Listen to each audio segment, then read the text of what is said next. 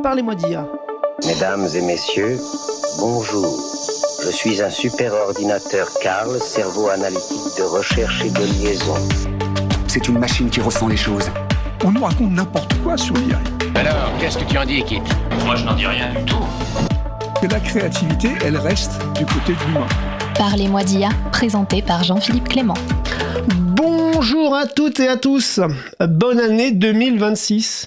Et aujourd'hui, on découvre ensemble, pour cette nouvelle année, les bonnes pratiques, les méthodes et les retours d'expérience du livre blanc de l'AFNOR sur l'élaboration d'une stratégie d'IA dans une collectivité locale. Alors, accordez-vous 30 minutes pour interroger une nouvelle fois ce que provoque l'éruption de l'intelligence artificielle dans nos vies, d'un point de vue social, culturel, éthique, politique, un petit peu technique, et aujourd'hui territorial. Cause Commune, 93.1 FM. Et vous êtes bien sur Cause Commune, la voix des communs, la voix des possibles. Vous nous écoutez sur le web, cause-commune au singulier.fm, sur notre app mobile, Android ou iPhone, également sur la bande FM 93.1 à Paris ou le DAB+. Vous allez bien sûr, vous allez aussi nous retrouver sur votre plateforme de podcast préférée. Merci Monsieur Olivier Gréco, notre directeur d'antenne, de nous permettre cet espace de liberté sur les ondes et de nous construire de si beaux outils.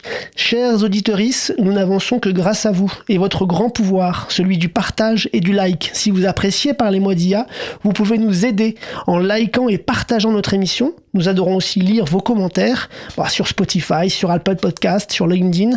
C'est notre seule récompense et ça nous fait connaître, car ça manipule les algorithmes. Et... c'est cool de manipuler un algorithme. Vous écoutez Parlez-moi d'IA.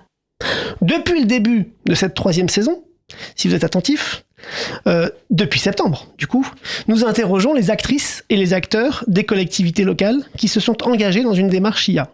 Depuis septembre, nous construisons cette série de témoignages en partenariat avec l'AFNOR dans la perspective de la publication du livre blanc L'IA au service des territoires. Eh bien, ça y est, depuis fin 2025, le livre blanc est disponible en ligne. Vous le retrouverez dans le lien en description de cette émission.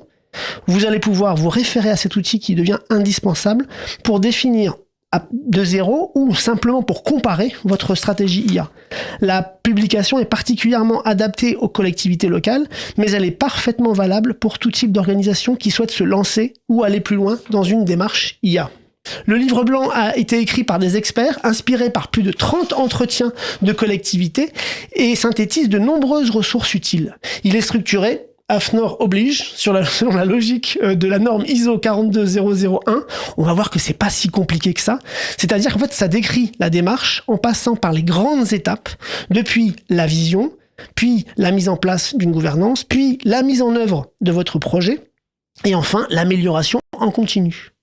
Bon, pour nous le faire découvrir, nous avons avec nous la déléguée secteur public du groupe AFNOR, grande chef d'orchestre de ce livre blanc. Bonjour, Alima Pujol. Bonjour, Jean-Philippe Clément. Merci d'être avec nous en studio. Alors, parlez-moi d'IA, Alima. Puis peut-être commencer, s'il vous plaît, par nous expliquer pourquoi et comment le groupe AFNOR s'est donné cette mission de produire un livre blanc sur l'IA au profit des collectivités. Merci Jean-Philippe de nous avoir invités, et le groupe AFNOR effectivement à votre émission. Bonjour chers auditeurs et auditrices. Alors le groupe AFNOR, c'est quand même un acronyme pas forcément connu de tous, même si aujourd'hui les normes NF, normes françaises, vous entourent tous du sac poubelle en passant par votre ordinateur et votre téléphone portable. La maison AFNOR, en fait, moi je le dis souvent, c'est la maison des bonnes pratiques. En fait, AFNOR veut dire Association française de normalisation. Oh mon Dieu, ça fait mal.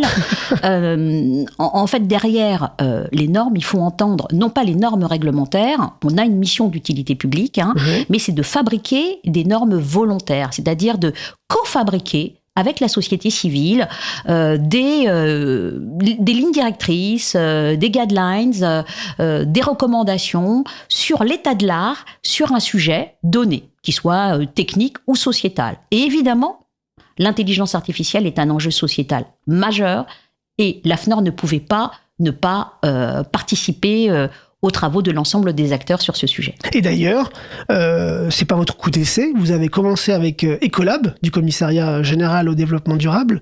Vous avez contribué à guider déjà les organisations, qu'elles soient publiques ou privées, vers une IA qui est utile, qui est réfléchie, avec la fameuse spec AFNOR 2314 sur l'IA frugale. Et nous avons déjà reçu ici Juliette Fropier d'Ecolab, qui est venue nous parler de cette spec. Dans le Parlez-moi d'IA 39 pour ceux qui sont intéressés d'aller l'écouter. Qu'est-ce que vous souhaitez apporter de nouveau du coup avec cette contribution du livre blanc ? Vous savez, les travaux aujourd'hui sur l'intelligence artificielle, que ce soit à l'ISO, donc l'organisme international de normalisation où la France est représentée, sont en cours et avancent bien. Nous, on a besoin effectivement pour les organisations public et privé, de rassurer. Effectivement, on est sur un marché technologique, j'ai envie de dire, qui est en mouvance, oui, qui va structurer l'ensemble des organisations dès aujourd'hui et demain. Les risques auxquels nous sommes confrontés et la manière dont on va appréhender ce que je vais appeler les systèmes de management de l'IA sont essentiels. Donc, ce qu'on va apporter, ce qu'on a voulu apporter avec ce livre blanc, c'est déjà faire un état de l'art de ce qui se pratique en France. 30 entretiens auprès de collectivités qui vont de la région au département, en passant par les intercommunalités et en passant par des communes comme Verneuil ou la métropole Rouen-Normandie. Vous voyez qu'on a quand même un large spectre, une large représentativité. Ces pionniers, ils font. Voilà, ils représentent tout ce que la France fait déjà, ils sont inspirants. À côté, nous avons des guidelines qui existent, il y a déjà un panorama normatif qui existe. Ce qu'on a voulu faire, c'est mettre les choses bout à bout et présenter ça et mettre ça au commun pour que tout le monde puisse s'en saisir, puisque notre mission d'intérêt général, c'est justement de mettre au commun cet état de l'art. Et c'est ce qui m'a marqué, moi, en lisant le livre blanc, c'est vous êtes allé chercher finalement toutes les bonnes pratiques, tous les bons exemples dans tous ces témoignages, et avec leur autorisation, d'ailleurs, leur reproduction parfois de leur manière de représenter leur démarche, et souvent des outils très très utiles quand on veut commencer ou quand on veut éventuellement compléter une démarche IA. Alors, je le disais un peu en introduction, le livre blanc, il est structuré, forcément, hein, c'est un livre blanc de l'ISO, de l'AFNOR, et donc il est structuré selon les normes et la démarche que vous savez faire. C'est quoi du coup la structuration de ce livre blanc ? Comment vous l'avez construit ? Alors, on a choisi de prendre la structuration de l'ISO 42001. Alors, expliquez-nous ce que c'est que la norme ISO 49001, et puis nous dire que finalement, ça fait pas si peur que ça. 42001, Jean-Philippe. Mais donc la norme 42001, c'est en fait une norme de système de management de l'intelligence artificielle qui a été publiée fin 2023 de mémoire, donc elle est assez récente. Elle permet de structurer une démarche en fait, et de se conformer aussi à l'ensemble du panorama réglementaire européen, qui est quand même assez... on a choisi quand même des valeurs et une éthique particulière en Europe, et elle permet de structurer en fait l'intelligence artificielle dans son système d'information, dans son management, dans sa gouvernance, jusqu'à son dispositif de pilotage. Alors, une norme, l'avantage de la norme ISO 42001, c'est qu'elle s'aligne, elle est structurée comme toutes les autres normes. Alors, ça porte des noms poétiques, ISO 9001, ISO 14001, mais l'avantage, c'est qu'elles sont toutes structurées de la même manière. Oui. C'est-à-dire, on planifie, on essaie de quelle vision, à quoi ça sert, quelle stratégie on a, ouais, comment on implémente, et comment on pilote et on s'améliore. Donc, c'est cette structuration-là que nous avons choisie pour vous inviter, vous aussi, lecteurs, à aller voir à quoi ça ressemble, parce qu'on n'est pas obligé du tout de se faire certifier derrière, mais ce sont des lignes directrices qui peuvent être très utiles pour structurer sa pensée. Et chaque sous-partie du livre blanc, on retrouve exactement la même structuration, donc rappel des enjeux pour chaque partie, les questions clés à se poser quand on veut aborder cette question, la liste des bonnes pratiques que vous avez synthétisées, et puis là, large passe aux témoignages de tout ce que vous avez recueilli, des témoignages inspirants. Cette manière d'organiser les choses, c'est quoi ? C'est une méthode AFNOR ? C'est quelque chose qui est venu au fur et à mesure que vous vouliez écrire ce livre blanc ? C'est parce que c'est très synthétique, on dirait des fiches, et puis on peut passer d'une thématique à une autre comme ça, toujours de la même manière. Merci Jean-Philippe. Nous sommes la maison de la robustesse. Et la robustesse, c'est quand même ça va devenir, je dirais, un pilier majeur face au contexte que l'on vit aujourd'hui, et notamment en matière de numérique et d'intelligence artificielle. Et effectivement, l'ADN de l'AFNOR, c'est apporter cette structuration, cette architecture qui permet effectivement d'être, je dirais, fort et résilient en même temps. Ouais. Ce n'est pas non plus la rigidité. Et alors, la question qu'on pose souvent quand on a ce type de publication, c'est finalement... De quoi vous parlez? C'est quoi votre objet? Parce qu'en fait, l'IA, c'est tellement large, c'est tellement protéiforme qu'à un moment donné, il faut toujours se dire, bon, alors, de quelle IA on parle ou de comment on en parle? Là, en l'occurrence, vous parlez plutôt de quoi? De l'IA générative ou même plus globalement de l'IA spécialisée dans les métiers? Est-ce qu'il y a une distinction que vous faites dans le livre blanc ou vous parlez de l'IA en général? Alors, notre intention, ça a été de parler de l'IA en général. Ok. Ensuite, en fonction des entretiens qu'on a eus, on verra par exemple, vous lirez l'exemple de Cannes, effectivement, ils ont fait une focale sur l'IA générative. C'est celle qui fascine quelque part. Ah oui. Mais vous verrez également les exemples du Sicoval qui nous parlent de l'IA prédictive, ou d'autres, Noisy-le-Grand, etc. Donc en fait, quel que soit, ce qui compte, c'est pas tellement le choix de l'outil, c'est la façon dont on a, la stratégie qu'on aborde, la stratégie qu'on adopte, pour élaborer cette intégration de l'IA dans nos métiers et dans nos politiques publiques. Et finalement, vous commencez par quelque chose, on va dire, d'évident, de dire à tout le monde, ayez déjà un objectif clair vis-à-vis de l'IA. Alors, malgré tout, quel est votre conseil pour définir un objectif clair d'une organisation vis-à-vis de l'IA? Alors, peut-être ce qu'il ne faut pas faire, c'est commencer à tester et partir de manière dispersée, je dirais. Parce qu'effectivement, on est quand même sur un monde fascinant, là, un monde technologique fascinant. Quand on dit une intention claire, c'est effectivement se dire, à quoi va servir cette IA? Est-ce que cette IA, en quoi elle va nous être utile? Il faut que l'intention, elle soit politique et qu'elle soit formalisée. Comme toute stratégie d'ailleurs, toutes les normes de système de management vous dit qu'il faut fixer une intention stratégique. À Cannes, voilà, leur intention stratégique est assez claire, c'est de dire l'IA, pour reprendre, plus d'IA pour plus d'humains. Oui. Voilà. Donc l'IA n'est pas utilisée uniquement pour l'IA, c'est pas l'IA pour l'IA, c'est pas la solution magique, c'est l'IA pour libérer du temps, c'est de l'IA pour améliorer le service public, c'est de l'IA pour améliorer les conditions de travail. Et d'ailleurs, vous verrez qu'en filigrane, je dirais que quelque part les collectivités, parce qu'elles ont cette mission d'intérêt général, vont vers cette direction-là. Il y a l'intention, je dirais, et ensuite il y a les objectifs stratégiques qui caractérisent cette intention. Et là aussi, il y a un exercice, et pas simplement de style, à faire, c'est de se dire, nous, je reprends l'exemple du Sicoval, qui dit, voilà, nous, on a cherché à détecter, à préserver la ressource en eau. Ils ont une stratégie très environnementale, une IA sobre, frugale, mais pas que. Bon, donc ils ont un objectif, diminuer, faire la loi des 80-20 et réduire les fuites d'eau. Je sais plus combien ça leur a rapporté, mais c'était ça l'objectif. C'est précis, c'est kinesthésique. Voilà. Et en plus de ça, vous les appelez à s'appuyer sur leurs grandes valeurs finalement et à assumer leurs valeurs. Alors c'est vrai que vous venez de le dire, le service public, du coup, pose ces grandes valeurs plus facilement peut-être que d'autres organisations, mais c'est aussi ça la base de l'intention.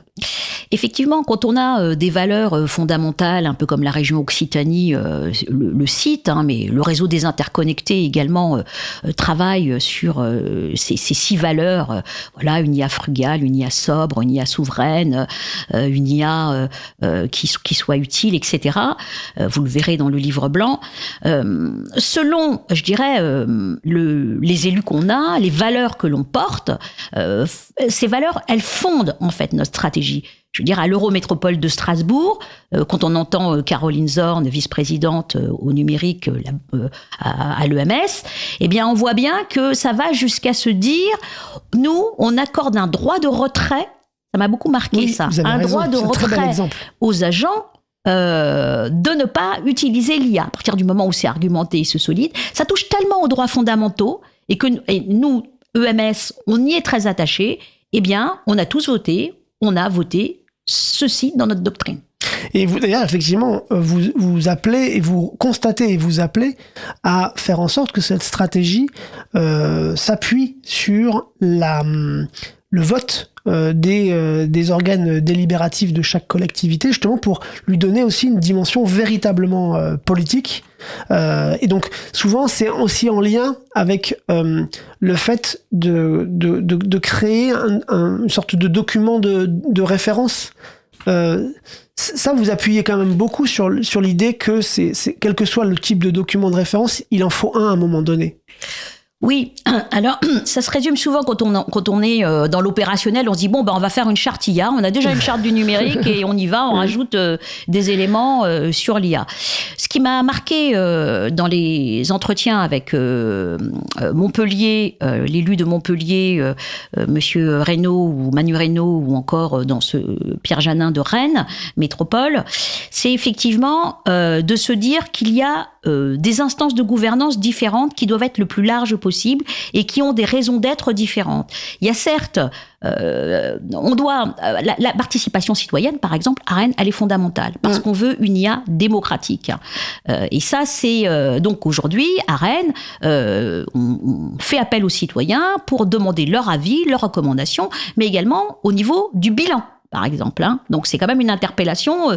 L'IA se place au niveau politique. À Montpellier, alors Manu Reynaud parle de super prompt, vous lirez sa manière de le dire, mais c'est presque constitutionnel, vous voyez. Donc il y a certes des instances de gouvernage, il y a des instances de pilotage, d'arbitrage, mais il y a même des instances de veille, parce qu'aujourd'hui cette révolution technologique, elle change tous les jours en fait, même si on a les fondamentaux, mais on est encore à venir. Pas mal de ruptures, on va dire.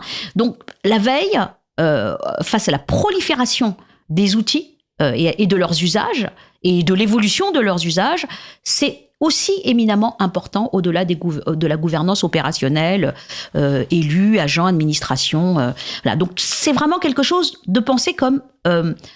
très large, cette façon de gouverner. Et dans le secteur public, on l'a vu au fil de nos entretiens avec les collectivités ici, il y a aussi la place des organisations syndicales dans la démarche. Oui, complètement. Et c'est vrai que, par exemple, à la région Occitanie, c'est assez intéressant, vous regarderez aussi, eux, ils ont commencé par un entretien, un questionnaire, je veux dire, auprès de leurs agents, en fait.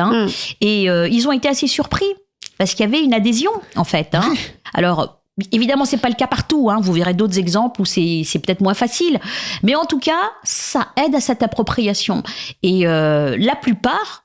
des entretiens qu'on a menés, effectivement, il y a une consultation des organisations syndicales parce que ce sont des partenaires. Et ça va même plus loin. Quand on va sur la région Occitanie, ils ont un comité de gouvernance qui réunit les partenaires clés du territoire, en fait. Et c'est ou même aussi Coval, parce que de toute façon, le numérique, c'est aussi un levier de développement économique pour le territoire. Oui. Donc forcément, on fait ensemble. Et puis, on le voit bien, ceux qui ont essayé de stopper la vague de l'utilisation de l'IA, du shadow IA dans leurs organisations, n'ont pas réussi. Ça a plutôt même été des gros échecs. Et on est encore une fois plutôt dans des démarches, dans toutes ces collectivités, d'accompagnement, d'explication, de sensibilisation, plutôt que d'essayer de tout arrêter. Ça, c'est vrai que cette impasse est désormais bien claire. Vous parliez aussi du coup, et là, moi, à la veille des élections municipales, qui va un peu renouveler quand même les communes de France, c'est vrai que je suis pas sûr que ça soit un grand sujet de l'élection municipale, mais c'est peut-être dommage, parce qu'il y a quand même beaucoup de questions derrière l'IA, des questions de souveraineté, d'autonomie.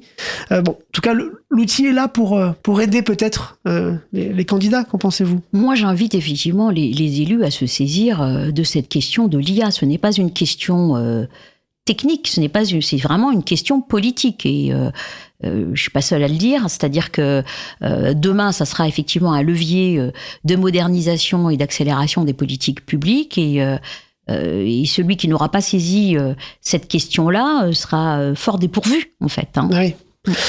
On passe à l'étape suivante quand on suit le livre blanc, c'est l'étape du diagnostic et de la feuille de route.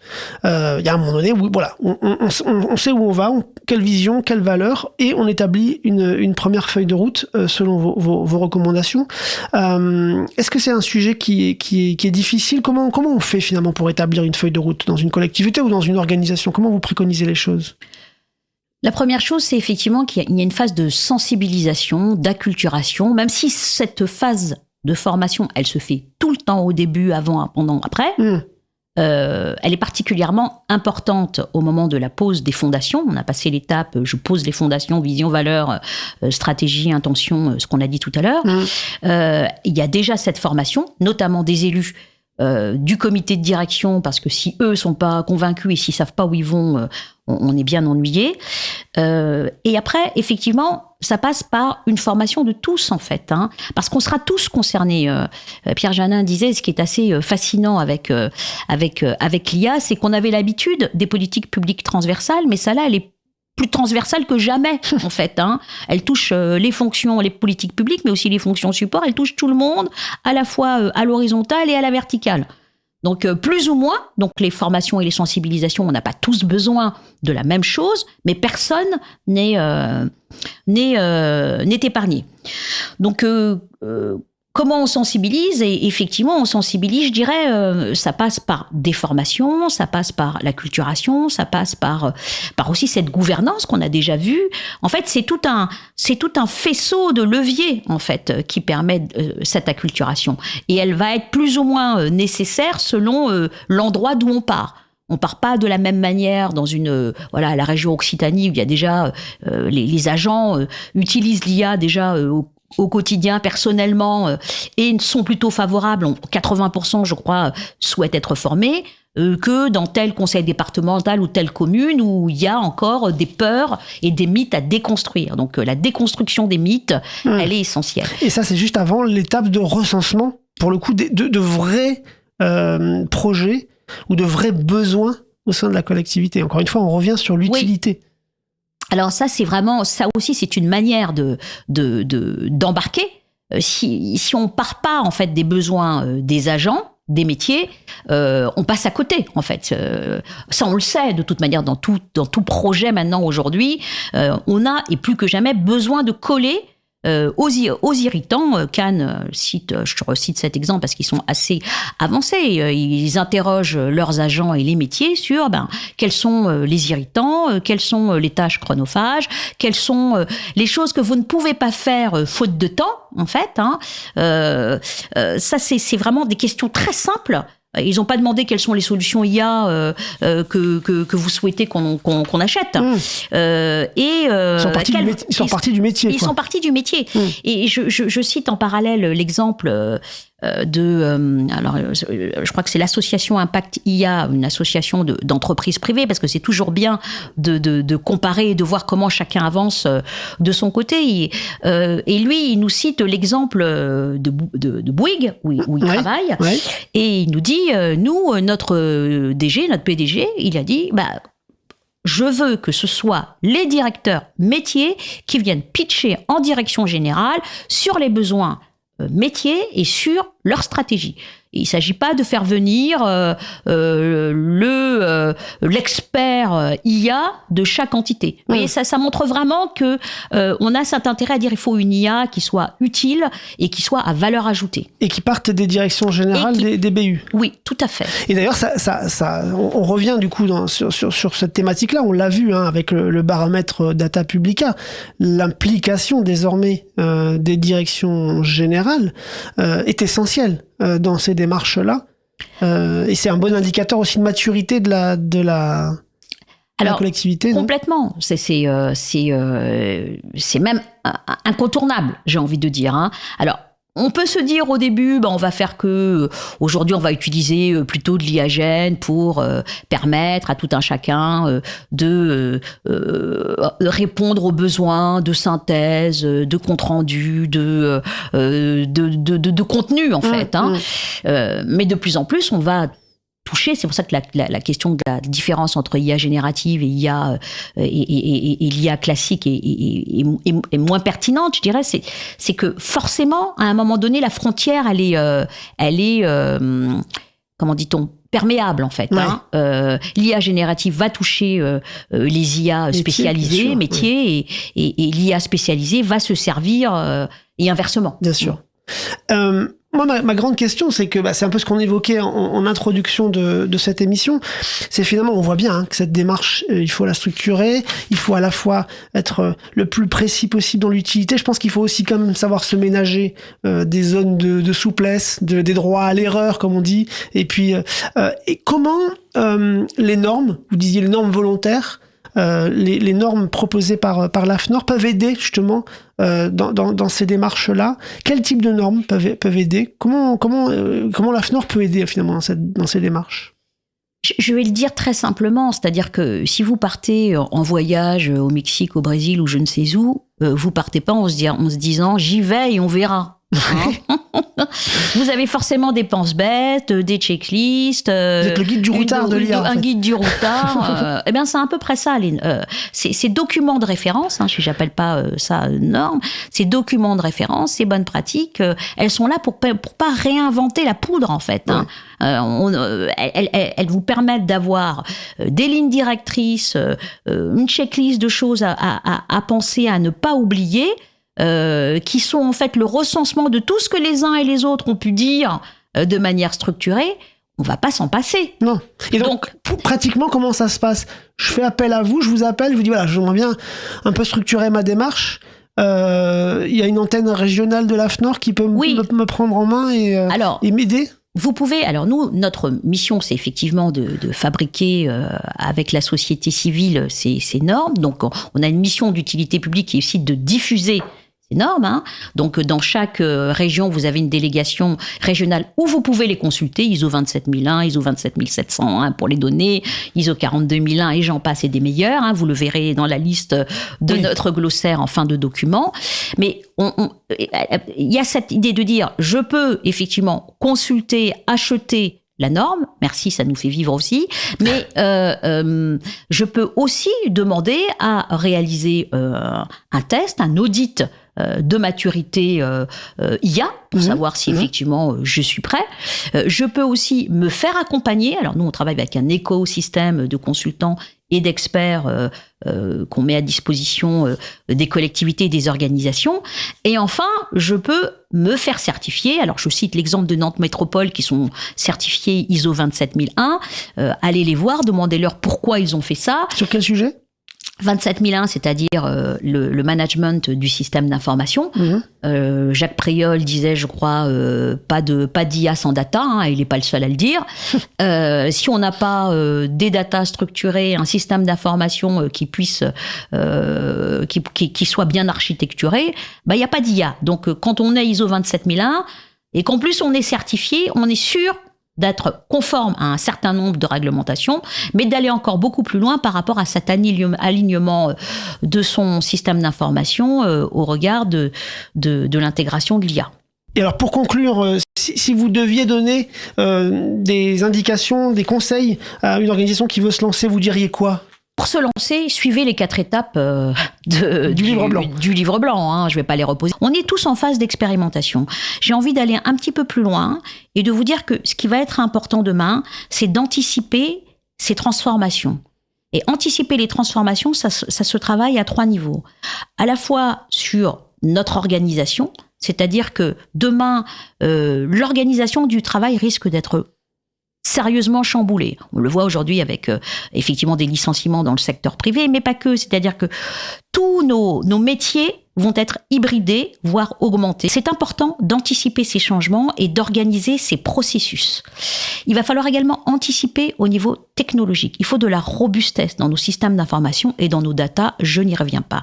Et enfin, anticiper cette transformation, c'est aussi travailler sur notre relation usager-administration, parce que là aussi, on va avoir des changements majeurs, parce que demain, l'usager ne se comportera comme un pro-consommateur, comme le dit un professeur de Polytechnique. Et là, il va falloir changer notre façon d'être, parce que il va y avoir des bouleversements là aussi. Merci Halima. Merci d'être venu nous présenter ce très riche livre blanc que nous vous invitons à lire et à télécharger, le lien en description de l'émission. Merci beaucoup. Merci beaucoup Jean-Philippe de cette invitation. Ravi d'avoir pu contribuer à ce travail avec mes 4 autres co-auteurs. Et merci à vous, chers auditeurs. Si cette émission vous a plu, usez de votre grand pouvoir, likez cet épisode, manipulez les algorithmes pour nous aider à diffuser ce contenu plus loin. Restez sur 93.1 FM sur Cause Commune et on se dit à bientôt.